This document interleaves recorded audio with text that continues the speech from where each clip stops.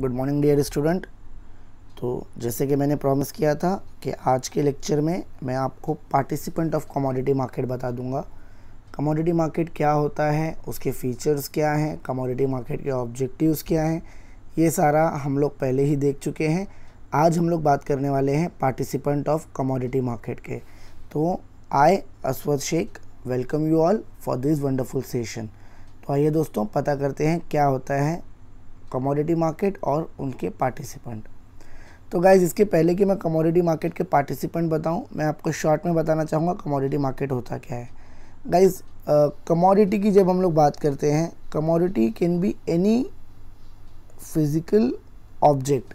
कोई भी physical object आप कह लीजिए, वो आपका फूड ग्रेन्स हो सकता है, एनर्जी प्रोडक्ट हो सकता है, मेटल हो सकता है, उसको यहाँ पर कमोडिटी कंसिडर किया जाता है। तो ओवरऑल कमोडिटी मार्केट क्या है? कमोडिटी मार्केट वो मार्केट है या कह लीजिए वो प्लेस है जहाँ पर बायर और सेलर या buyer and seller meets together to satisfy the current need और द फ्यूचर नीड। यानी कि मान लीजिए मुझे आज के लिए कोई प्रोडक्ट बेचना है या आने वाले समय में कोई प्रोडक्ट बेचना है, मुझे आज कोई प्रोडक्ट खरीदना है या आने वाले समय में कोई प्रोडक्ट खरीदना है। तो इसके लिए एक स्पेसिफिक मार्केट होता है जिसको हम लोग कमोडिटी मार्केट कहते हैं। गाइज याद रखिए, नॉर्मली कमोडिटी मार्केट जो है वो रॉ मटेरियल में डील करता है। यहाँ पर मोस्टली जो आइटम्स होंगे वो रॉ मटेरियल्स होते हैं, यानी कि normally this market is beneficial for industrialisation as well as it will helps in development of industrialisation. तो कौन से लोग हैं जो एक्चुअली इस मार्केट में डील करते हैं, इसको समझने के पहले हमें समझना होगा कि जो लोग मार्केट में डील करते हैं उनका नेचर क्या होता है।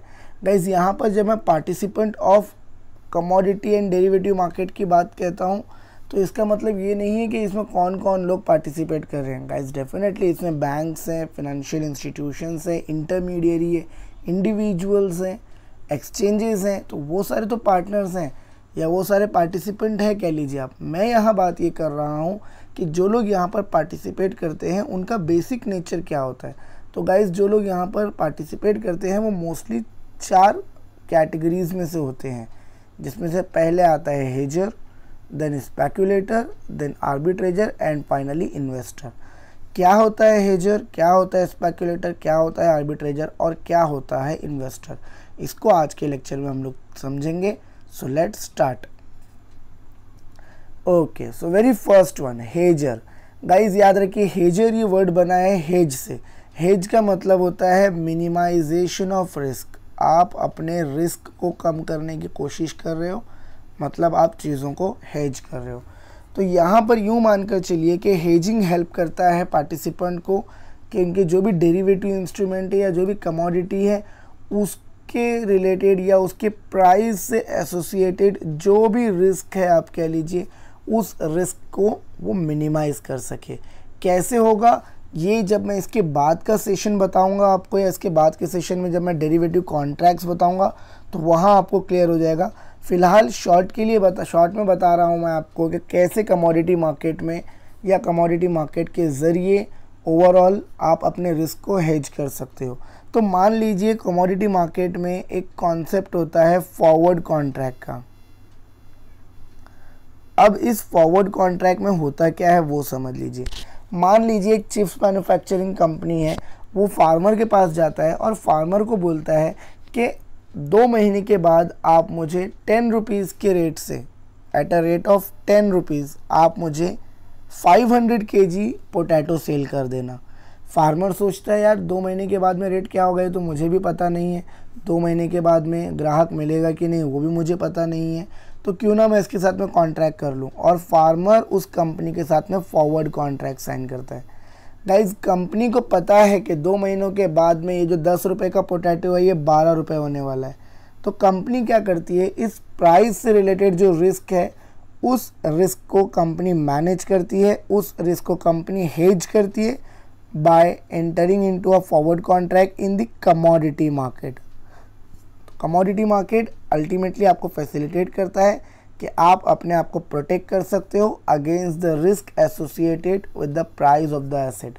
तो जो भी एसेट है उस एसेट से रिलेटेड जो भी उस एसेट के प्राइस से रिलेटेड जो भी रिस्क है आप उस रिस्क को कम कर सकते हो। इसके अलावा person can keep the close watch upon the price discovered.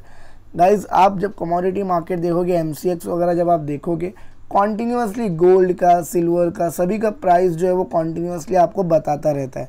तो यहाँ पर कहने का मतलब क्या है कि यहाँ पर कोई भी पर्सन कॉन्टीन्यूस बेसिस पर मार्केट को रिव्यू कर कर आप कह लीजिए प्राइस डिस्कवर कर सकता है। जो भी कंफर्टेबल प्राइस है उस कंफर्टेबल प्राइस पर वो ट्रेड कर सकता है और इस तरीके से अपने रिस्क को कम कर सकता है, यानी कि हेज कर सकता है। तो याद रखिए, whenever you are talking about who is hedger, you should understand the person who is hedging the risk, the person who is minimizing the risk by using the commodity market, he is the hedger in the commodity market। आगे बढ़ते हैं। तो हर व्यक्ति अपने risk को कम करने के लिए ही ट्रेड नहीं करता। कुछ लोग हैं जो मार्केट के अपॉर्चुनिटी का फ़ायदा उठाना चाहते हैं। तो जो अपॉर्चुनिस्ट लोग होते हैं उन्हें हम लोग स्पेक्यूलेटर कहते हैं। ये स्पेक्यूलेटर क्या करते हैं? These are those who may not have an interest in the ready contract. जो रेडी कॉन्ट्रैक्ट है उसमें इनको कोई इंटरेस्ट नहीं है, यानी कि आप कह लीजिए कि अल्टीमेटली ये पोटैटो ख़रीदने के लिए कॉन्ट्रैक्ट नहीं करते, बट इनको लगता है कि प्राइस में मोमेंट हो सकता है जो कि फेवरेबल है। तो ऐसे प्राइस मोमेंट का जो कि फेवरेबल है उसका अपॉर्चुनिटी गेन करने के लिए, उसका फ़ायदा उठाने के लिए ये लोग कॉन्ट्रैक्ट में एंटर होते हैं। Normally they provide depth and liquidity to the market. Guys ये स्पेक्यूलेटर ही हैं जो ओवरऑल मार्केट को इंटरेस्टिंग बनाते हैं, कह लीजिए आप, by speculating in the market. Market में स्पेक्यूलेट करके ये लोग मार्केट को इंटरेस्टिंग बनाते हैं। They provide the useful economic function and are integral part of the future market. Guys देखिए, अल्टीमेटली आप ओवरऑल अगर मार्केट देखोगे, एक पर्सन अगर अपने रिस्क को हेज करना चाहता है वो नहीं कर सकता। कब तक नहीं कर सकता? जब तक सामने एक स्पेक्यूलेटर अवेलेबल ना हो। तो जब तक आपको स्पेक्यूलेटर नहीं मिलेगा आप हेज नहीं कर सकते। इसीलिए ओवरऑल मार्केट को जो डेप्थ देता है वो होता है आपका स्पेक्यूलेटर। मार्केट की को आप कह लीजिए इकोनॉमिकली यूज़फुल जो बनाता है वो होता है स्पेक्यूलेटर। तो स्पेक्यूलेटर क्या करता है? यहाँ पर रिस्क लेता है। लाइक कह लीजिए कि अगर मैं आपको कह रहा हूँ कि 2 महीने के बाद में मैं आपसे 100 शेयर खरीदूंगा रिलायंस के, कह लीजिए आप, या कह लीजिए 2 महीने के बाद में आपसे गोल्ड खरीदूंगा एट अ रेट ऑफ 55,000। अब आप तो खुश हो क्योंकि आपको लगता है कि रेट आगे चलकर कम होने वाला है तो इसीलिए बेच देते हैं, बट अगर रेट बढ़ गया तो वो आपके लिए रिस्की है। तो यहाँ पर ऐसे केस में याद रखिए स्पेक्यूलेटर जो है वो एक रिस्क टेकर है, जहाँ पर हेजर रिस्क को कम करने के लिए कॉन्ट्रैक्ट में आता है। स्पेक्यूलेटर रिस्क टेकर है, वो रिस्क लेता है। क्यों लेता है? क्योंकि उसे हाई रिटर्न्स चाहिए, उसे ह्यूज रिटर्न्स चाहिए। तो एक अच्छे रिटर्न्स के लिए आप कह लीजिए वो रिस्क लेता है। आगे बढ़ते हैं। याद रखिए, जैसे कि मैंने पहले भी कहा, स्पेक्यूलेटर के बगैर आपका मार्केट रन होने वाला नहीं है।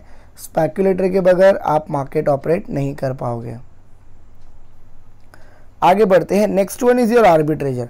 नाउ गाइज ये सबसे इंटरेस्टिंग पर्सनालिटी होता है आप कह लीजिए आपके ओवरऑल मार्केट का, क्योंकि ये रिस्क कम लेता है बट रिटर्न्स भी अर्न करता है। कैसे? वो समझिए। आर्बिट्रेजर जो होता है वो साइमल्टेनियस परचेस एंड सेल में बिलीव करता है। वो at a time 2 contract sign करता है, या कह लीजिए एट अ टाइम 2 ट्रांजेक्शन करता है 2 अलग अलग प्राइस पर। ये एक्चुअली करता क्या है? कम दाम में खरीदता है और ज़्यादा दाम में बेच देता है। मैं आपको एग्जांपल देकर बता रहा हूँ। मान लीजिए 2 मार्केट है। एक मार्केट में पोटैटो जो है वो 10 रुपीज़ kg है और एक मार्केट में पोटैटो जो है वो 12 रुपीज़ kg मिल रहा है आप कह लीजिए। तो ये क्या करता है? 10 रुपीज़ में ख़रीदता है और 12 रुपीज़ में सेल कर देता है, और ऐसा कर कर आप कह लीजिए कम रिस्क लेते हुए वो एक छोटा अमाउंट ऑफ प्रॉफिट अर्न करता है। आर्बिट्रेजर वो पर्सन है जो प्राइस डिफ्रेंसिएशन का फ़ायदा उठाता है। 2 मार्केट में जो भी प्राइस में फ़र्क है ये उसका फ़ायदा उठाएगा, सस्ते में ख़रीदेगा और महंगे में बेचेगा। फिर बात आती है इन्वेस्टर की। इन्वेस्टर कौन है? इन्वेस्टर वो है जो लॉन्ग टर्म व्यू रखते हैं मार्केट में, जो स्पेक्यूलेटर की तरह या कह लीजिए आप हेजर की तरह शॉर्ट टर्म ट्रांजैक्शन नहीं करते। इनके ट्रांजैक्शन हमेशा लॉन्ग टर्म होंगे। आप कह लीजिए जैसे आपने अगर गोल्ड ख़रीदा है, आप ज्वेलरी बना रहे हो गोल्ड से, तो आप यहाँ पर आप कह लीजिए इन्वेस्टर कैटेगरी में आते हो। When they enter into a trade of commodity market, farmer, producer, consumer, इन सबको आप कह लीजिए आप इन्वेस्टर कह सकते हो। हर वो व्यक्ति जो कमोडिटी मार्केट से कुछ खरीद रहा है, हर वो व्यक्ति जो कमोडिटी मार्केट में कुछ बेच रहा है, वो इन शॉर्ट इन्वेस्टर है। तो गाइज आप कह लीजिए ये ओवरऑल 4 कैटेगरीज हैं, ये 4 आप कह लीजिए पार्टिसिपेंट होते हैं इन दी कमोडिटी मार्केट। तो नेक्स्ट लेक्चर में मैं आपको बताऊंगा कि कमोडिटी मार्केट में अल्टीमेटली कौन सी कमोडिटीज़ इन्वॉल्व होती है, टाइप्स ऑफ कमोडिटीज़ क्या है और कैसे सिस्टम चलता है। तब तक के लिए thank you, have a great day, कल मिलते हैं।